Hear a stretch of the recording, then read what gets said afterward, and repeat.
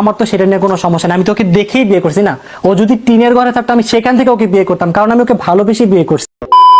একসময় অন্তরা গার্মেন্টসে চাকরি করত। সে এক গরিব ঘরে মেয়ে ছিল। অন্তরার বাবা আগে সিএনজি চালাইতো। তারা ছিল পরিবারে 7 জন।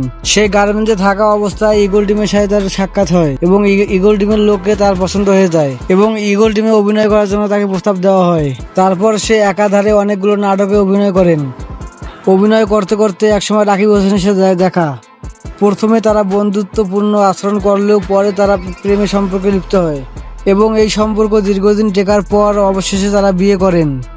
অন্তরার গার্মেন্টসে থাকা নিয়ে রাকিব হোসেনের কোনো মাথা ব্যথা নেই। সম্প্রতি এক সাক্ষাৎকারে রাকিব হোসেন বলেন, আমার তো সেটা নিয়ে কোনো সমস্যা নেই, আমি তো ওকে দেখেই বিয়ে করছি না। ও যদি টিনের ঘরে থাকতো আমি সেখান থেকে ওকে বিয়ে করতাম, কারণ আমি ওকে ভালোবেসে বিয়ে করছি। ও যাই করুক না কেন, ও যদি টিনের ঘর থাকতো তাও ওকে আমি বিয়ে করতাম। অন্তরার গার্মেন্টসে থাকা নিয়ে রাকিব হোসেনের কোনো মাথা ব্যথা নেই। তো বন্ধুরা, আজকের ভিডিওটা এই পর্যন্তই। যদি ভিডিওটি ভালো লেগে থাকে অবশ্যই like, comment, share and subscribe করবেন আর পাশে থাকা বেল আইকনটি বাজিয়ে দেবেন আমাদের নতুন নতুন ভিডিও পাওয়ার জন্য। ধন্যবাদ।